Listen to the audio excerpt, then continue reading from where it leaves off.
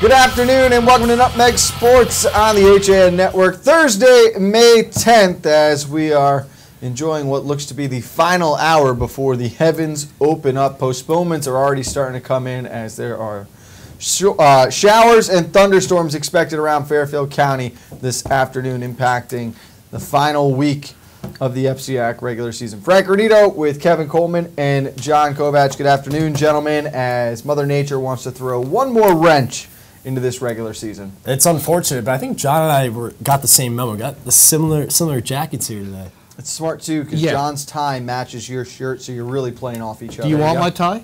No, I'm okay. You sure? It looks good on you. Don't worry. Okay. If you ever do, just ask. I'll love it. Thank you.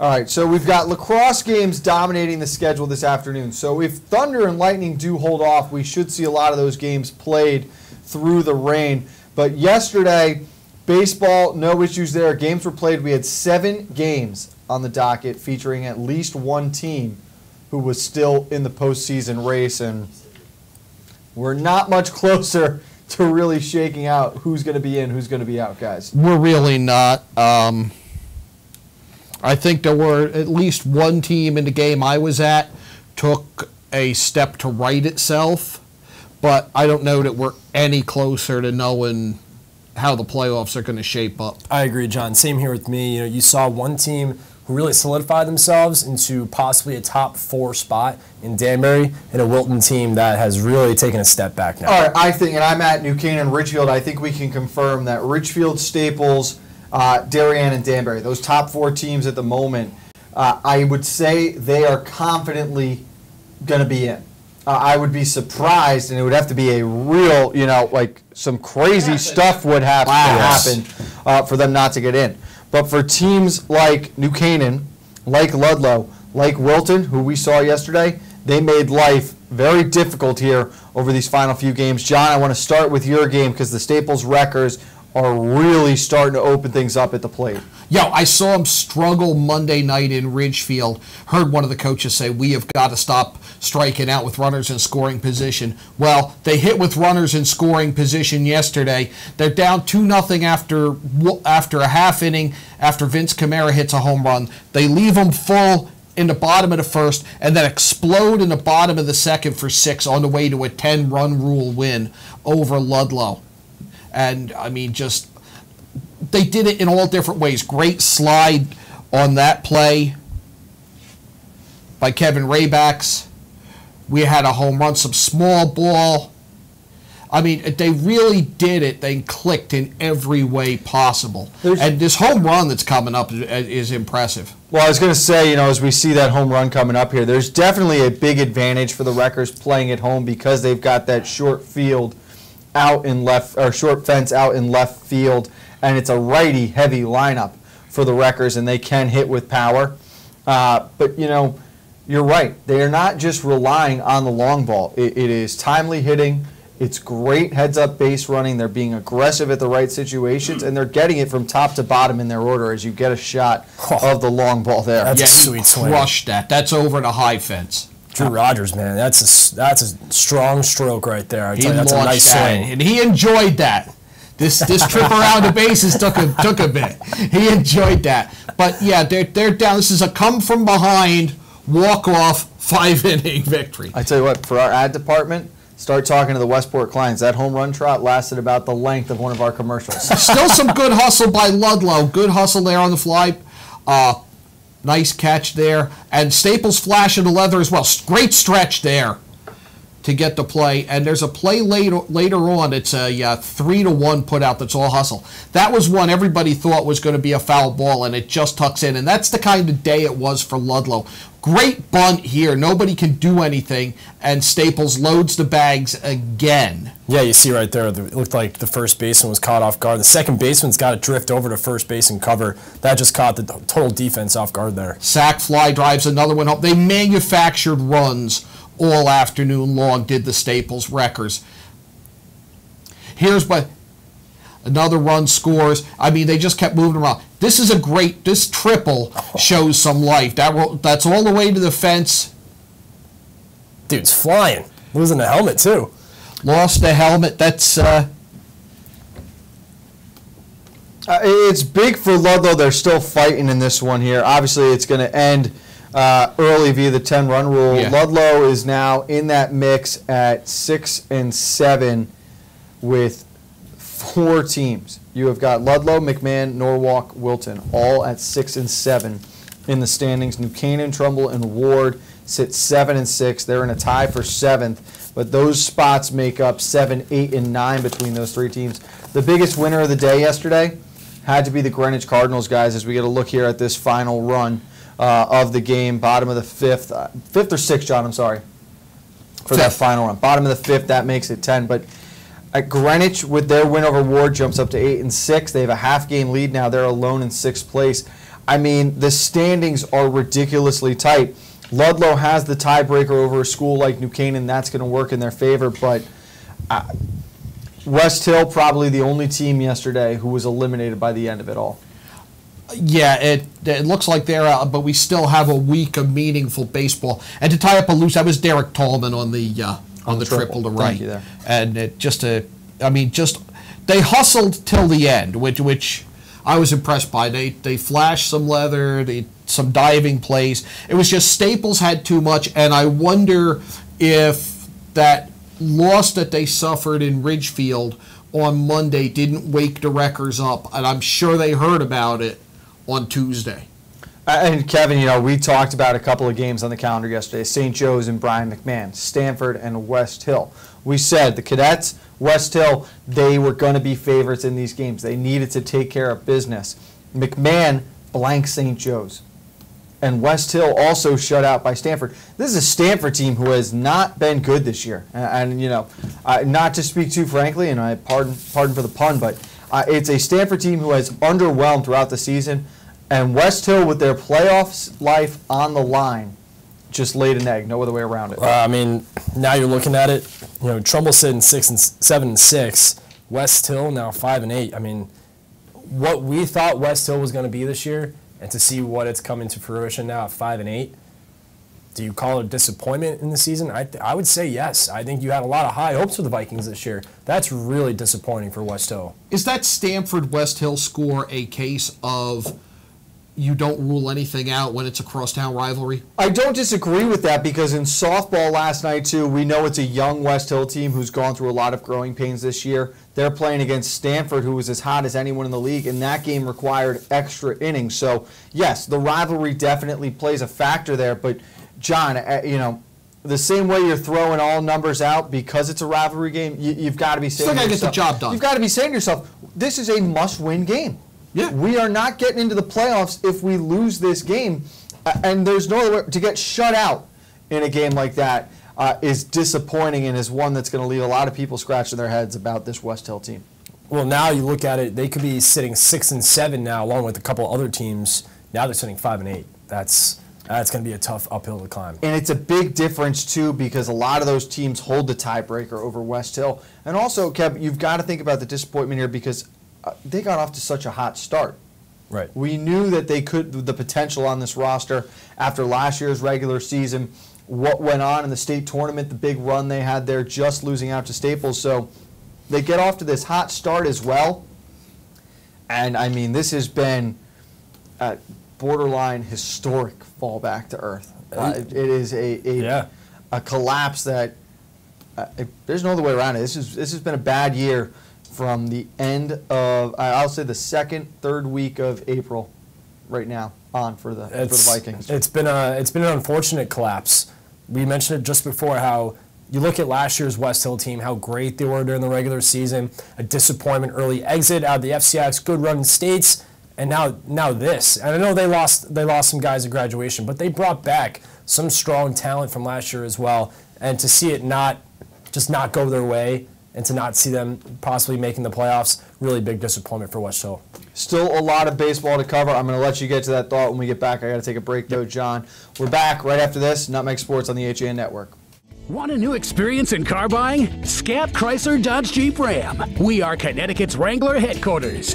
come visit our new Ram Truck Center. Our Ram trucks get the job done with unparalleled style and performance. Call, click, or stop in to find the new Jeep, Chrysler, Dodge car, minivan, or Ram truck that you've been looking for. Family owned and operated for over 50 years. Save thousands right now at the Jeep Celebration event and Chrysler Pacifica Incredible Sales event. Now through May 31st. Winter's finally in the rearview mirror, and the Dock Shop is ready to help you usher in our favorite season, summer. We've got new offerings in our usual products: clothing, jewelry, home decor, fishing tackles, and boating supplies. And now the Dock Shop does in-house laser engraving. You can add a name, a boat name, latitude, longitude, an image to drinkware, serving platters, boards, or decorative accessories. No minimum, fast turnaround. Stop in today and start your summer. The Dock Shop, 51 Tokenique Road, Darien, 609 Riverside Avenue, Westport, dockshop.com. If you've ever thought about owning a motor coach or learning about what it's like to travel the open road in superior style and comfort, then contact Dave's RV Center in Danbury, Connecticut. Offering the best quality Class A motorhomes from Newmar, travel trailers and fifth wheel lines from Surveyor, and a toy hauler line from Work and Play. Choose from Newmar's Gas Line, Baystar and Canyon Star, or from Newmar's Diesel Line, Ventana and Dutch Star. And with unparalleled service and maintenance, Dave's RV is committed to keeping you and your motor coach safely on the road and enjoying it to the fullest. Stop by their showroom, 2 Industrial Plaza Road, Danbury, Connecticut, or call 877-483-3866. Welcome back to Nutmeg Sports on the HA Net. We're going to throw it right over to John Kovacs. You had a thought before the break, John. I just want to give you a chance to get that in there. Yeah, I'm looking at the Ludlow schedule, and a friendly schedule if they play to their potential, or a schedule that could see them slide way down. Everybody they play in these next 3 games are in the logjam, but they're all essentially at home. They've got Ward, which is a road game, but it's actually closer to Ludlow. It's at Fairfield University. That's on Saturday. They have Norwalk at Kiwanis Field on Monday, and then Wilton at Kiwanis Field to wrap up the season on Wednesday. All teams they need to beat. If they do beat Ward, it'll propel them, I believe, over New Canaan in the tiebreaker scenario, so they would be in that 7 or 8 spot versus 9 where Ward is right now. Speaking of a game remaining against Wilton, Kev, you got to see the Warriors yesterday, and the defending conference champions are slowly on their way out. Yeah, they're in a bit of jeopardy right now, considering also, think about this. They had a game scheduled for Friday, but prom is Friday for Wilton. Now it's moved to Saturday.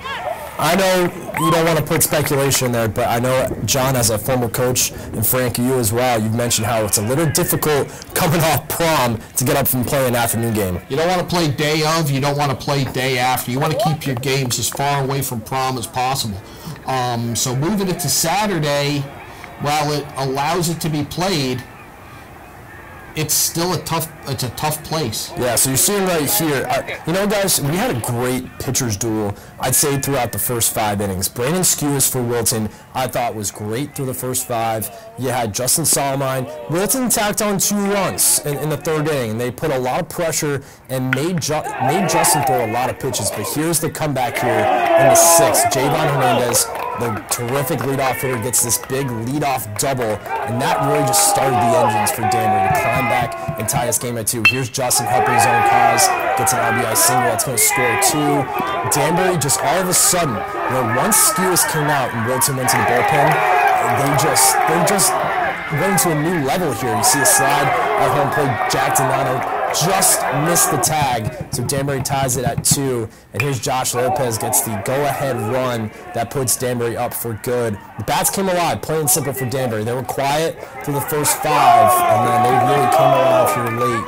And a win like this for Danbury really gets things going, and Justin really gutted out this pitching performance yesterday. He was in a couple of jams, even bases loaded, 1 out, he got out of it. A couple of big strikeouts for him. I thought he had a great performance for him, considering, you know, the pitch count was high. But how about this? His older brother comes in, shuts down the door, strikes out the side to get the save. I mean, this guy is just throwing pure gasoline at this point. The guy's just throwing fireballs. So a big win for Danbury. Awesome night at Wilton. Well, that was something we've been talking about as well. You know, the depth of the Danbury pitching staff now, in the confidence that Justin Solomine has going. But for the Wilton Warriors, again, another team that I think we had almost locked to be in this FCA tournament, and they're really in a tough spot now on the outside looking in and not holding many of the tiebreaker scenarios. And it's funny because, this is a good Wilton team. You have Jack Donato behind the plate. He comes back. Dylan LaFerry, he comes back. He played shortstop. You have a lot of guys back from last year. A lot of guys back from last year. You got Drew Phillips. You got Kyle Phillips back. Those guys really played a big part in yesterday's win, a couple hits for them.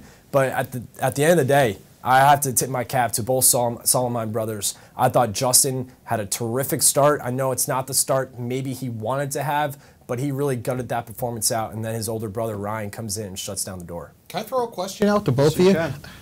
You guys surprised that Wilton's lost 3 in a row and 5 of 6, and the only win in there is Central? Listen, I think the surprise is, it's an obvious feeling when you look at this team and what they did last year, what they brought back, as we mentioned. But some of the games they're losing, they're not getting a lot of luck to go their way. They've had some tough breaks over the stretch here. But now, I'm assuming you're looking at that schedule, John. Their finish is not going to be much easier either. No. McMahon, Stanford, and then, you really look at that May 16th game. Wilton Ludlow could be the start of the playoffs. Yeah, that's a really good point. McMahon, Wilton too, obviously going to be a huge one as well. We've got highlights from McMahon's win over St. Joe's yesterday. We're going to tee those up right now for you here as the Senators upset the Cadets 3-0. You're getting a look here courtesy of Mike Suppy. You had James Stefanowicz getting the win. He went the full 7 innings. No walks, 5 strikeouts, just 2 hits by a St. Joe's team that at times this year has really torn the cover off the ball. On the other side, Anthony Ferraro went 5 1/3, gave up 7 hits, 3 runs, 2 of them were earned, and he struck out 2. Trent Price had an inning and 2/3 to his name. Anthony Sochi with a single, 2 RBIs, and Peter Meyerson 2 for 4 with a double for Brian McMahon.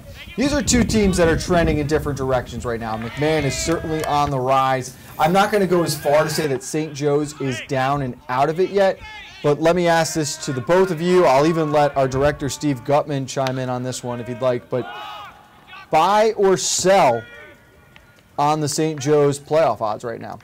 I'm going to buy. I believe that even seeing 8-5, I think a tough loss like that at home hurts. But still seeing it 8-5, I'm buying that St. Joe's is still going to make the playoffs. I think 8 wins is the cutoff there. I think 8 wins going into these last 3 games is kind of, you can breathe a little bit. I think it's the 7-win and 6-win teams that are okay. Now, if you're one of those 8-win teams and you drop the next 3, now you may have a problem. Now you're going to be in trouble, yeah. But 8, you're okay right now. Just keep winning the games you're supposed to. Steve? Sorry, guys, I got no mic back here for a second. I believe I'm seeing St. Joe's tonight or this week, and I feel strongly about them continuing their success and going into the playoffs hot here. Go ahead, Frank. Well, this is my only thing for you. Their final 3 games of the year, as tough as any 3. They're going to get a desperate New Canaan team at home tomorrow. They're going to see Darien on Monday, and they'll finish next Wednesday against Staples. By then, Staples probably just playing for seeding, which won't make much of a difference when you think about it. They're going to have a home game locked up there. But St. Joe's could go 0-3, lose out on a tiebreaker scenario to a New Canaan team that they'll be fighting with for position, and then have losses against Staples and Darien. So if you have to go to a 3-way tiebreaker against common opponent, you're going to look. So St. Joe's season comes down to tomorrow, in my opinion. I don't think they'll beat Darien or Staples, who are both realistically going to be playing against St. Joe's for to be the home team in the semifinals. So you think it's a case of St. Joe's not taking care of business leading up to here and getting themselves behind in the tiebreakers? I do. I think they had a couple of opportunities early in this week to lock up their playoff spot. They would be in a similar position to Danbury right now, where a lot would really have to go wrong for them to miss out, but they've now left themselves vulnerable. And with just how this season has gone, I'm struggling right now outside of that top 4 to feel very confident about anyone in this group. Well, right now, St. Joe's, if they won yesterday, you're right, they'd be locked up. They would have 9 wins. That's pretty much at this point a lock into the top 5 per se, maybe top 6. But even those teams right now, New Canaan, Trumbull, Ward, sitting at 7-6. Even Greenwich, too, with 8 wins, 6 losses. And this is really going to be tough for those teams as well. I think once you have 6 losses, that's when it really becomes, okay, we got to take each game like it's a playoff game because, if you take a loss, you could fall to 500, and then one of those teams who are sitting on the outside looking in can jump ahead of you. Greenwich has 2 games remaining to everyone's 3. They're going to take on Danbury Saturday this weekend. Then they'll have Trinity Catholic next week. That Trinity Catholic game alone should be enough to get the Cardinals in with 9 wins there. So they're sitting in a really good spot. But it is going to be very, very interesting. We talked about the New Canaan Rams a little bit. I was down at Meade Park yesterday. We can talk more about another Ridgefield victory. It's becoming a popular theme heading towards the postseason next on Nutmeg Sports. At Pamby Motors, we're not worried about being the biggest dealership. We're focused on being the best. We're dedicated to giving you the best experience we can. The Pamby Motors team is here to help you choose the right Chrysler, Jeep, Dodge, or Ram in a friendly, pressure-free environment. And right now, during Ram Truck Month, get up to $14,000 off on all in-stock 2017 Ram 1500 pickups. Come in and see us for details. Visit Pamby Motors, Route 7 in Ridgefield, PambyZone.com. UK Gourmet is the largest specialty grocer in the area, featuring food from England, Ireland, Scotland, and Wales. Over 80 teas to choose from and a brilliant assortment of biscuits to go with them. Over 70 cheeses from grass-fed cows, which makes a smashing difference in taste. The creamiest chocolate you'll ever taste using no artificial colors or preservatives. So say hooray for UK Gourmet, 78 Stony Hill Road in Bethel, or visit ukgourmet.us. Had a sports injury or slip and fall that needs immediate care? Ortho Connecticut Walk-In Urgent Care gives you direct access to orthopedic specialists fast without an appointment. Biking, golf, tennis, soccer, whatever the sports injury is, sprain or fracture, Ortho Connecticut Walk-In Urgent Care can help. Open 7 days a week now at 4 locations: Norwalk, Darien, Westport, and Danbury. Go to myorthoct.com, like them on Facebook. Create your dream home at Laurel Ridge. 3 bedrooms, 2-car garages, finished basements, wooded and lake views, recreation facilities galore. Stay connected to your local lifestyle with the convenience of being just minutes away from Fairfield County. Luxury townhomes that are smart, elegant, custom, and maintenance-free. Create your dream. Back on Nutmeg Sports on the HAN Network. The Ridgefield Tigers, a 4-2 victory over the New Canaan Rams yesterday at Meade Park. The Rams giving up all 4 of those runs in the first 2 innings. Patrick Metzger got the start and did not have the best day on the mound. He walked 8 of his first 10 batters, including 2 that were hit by pitches. He allowed all of those runs in. Andrew Jordan, did a great job coming in relief and shutting down the Tigers' offense. But the big issue for the Rams right now is the bats have gone ice cold. They are not hitting in timely situations. They've had opportunities in their last 2 games against Darien and against Ridgefield to steal games against 2 of the top 3 teams in the conference, and now they are literally with their backs against the wall, so they cannot afford to lose another game down the stretch. And now you look at a Ridgefield team where, even though they've been playing great all season long, it seems like the bats are starting to come alive even more, and the pitching has been fantastic. Jake Art's a nice 5-inning work there, and then how great is that to have Alex Price come in and just throw gas and throw strike guys out, get 3 strikeouts. But the entire 1 through 9 batting order is just, it seems like everyone is getting timely hits. Even guys who aren't unexpected are getting on base. So it's right now Ridgefield's trending in the right direction. They're very patient at the plate, and we know they're good with their fundamentals. Coach Fabry is always going to have the little things done right. But John, I'm standing out behind the center field wall, and Kevin and I all week have been talking about Alex Price has got to be throwing this game. Alex Price has got to be throwing this game. They've got to start him now eventually. Finally, I just yelled out to center field. I'm like, Alex, when are you starting, man? When are you going to pitch next? And he tells me, I'm going Friday against Norwalk. But I was with a couple of New Canaan parents and former New Canaan baseball coaches. He got on the mound for the 6th inning. Took him a little time to get going. The Rams made contact, came back for the 7th. And these men were in awe of what he was doing. They loved just the form, that big overhand from the left-hander. He's got that 12-6 curveball that is just absolutely filthy. He is special. And in the 7th inning, I mean, he was just overpowering with his fastball. And I'm sorry, John. Go ahead. That's just so amazing about Alex Price. You saw it too last year, how he's just able to paint the black, and he makes it look so easy too, John.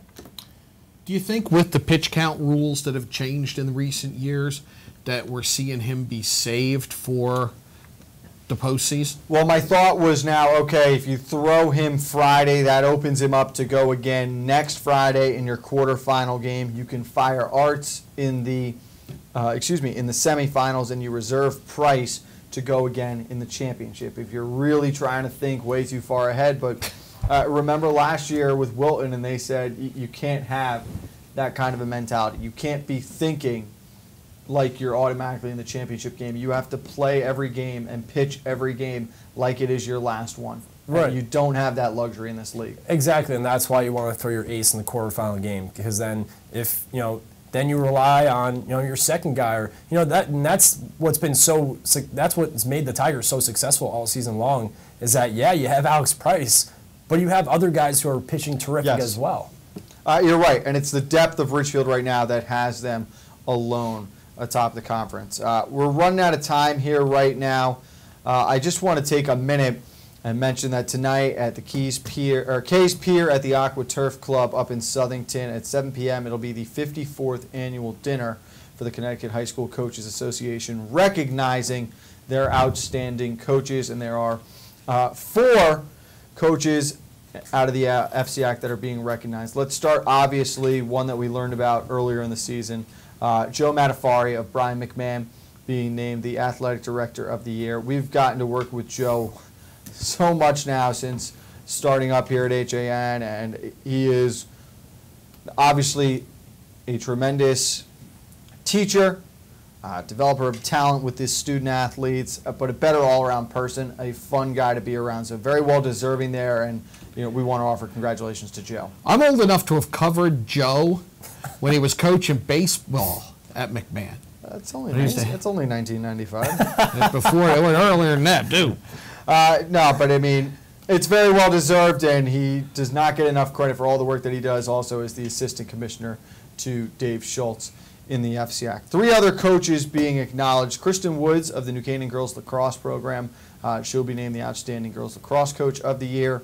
I can personally tell you, as a former manager of Kristen's, there is no doubt about her receiving this award. She does a tremendous job.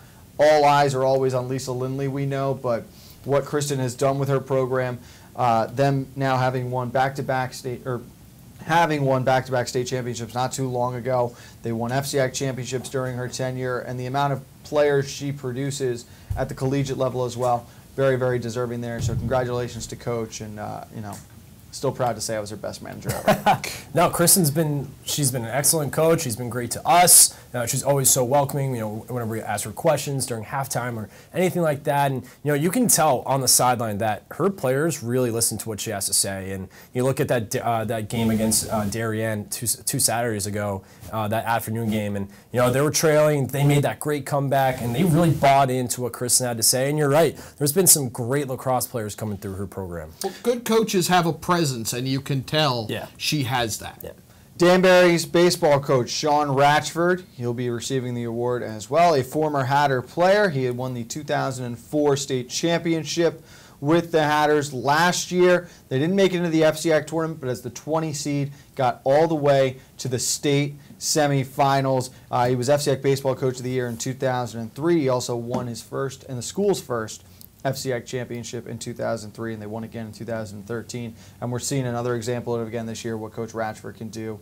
Not a lot of high expectations for the Hatters coming into the year, but they're really starting to exceed those right now, as they're one of the hottest teams, not only in the conference, but in the state. Yeah, and he's another coach, just like Kristen Woods, where whatever he says, his boys listen, and they listen fully. And this is you look in that dugout, and everyone, once his mouth opens, everyone shuts up, and they listen to what he has to say. He's a brilliant coach. He always has the right game plan. And this year, I know Danbury made that great run to the state semis. I think they can do it again and maybe go even farther as well. Final, Jeff Santilli, the head coach of the boys golf team at Greenwich. They won last year's FCAC championship. He was the FCAC coach of the year. It was his 8th conference title since taking over in 2000. They were perfect in the regular season, 15-0, finished second to only Xavier in the Division I golf tournament. And I got news, they're probably looking at a 9th FCAC championship this season, and they will be a big, big factor in the state tournament as well this year. So congratulations again to all 3 of those coaches and to Joe Matafari as an athletic director. It is they are beyond well deserving, and we want to wish them the best here tonight at that dinner. Yeah, congratulations, and kind of wouldn't mind being up there for that. I can sneak in. I know a guy.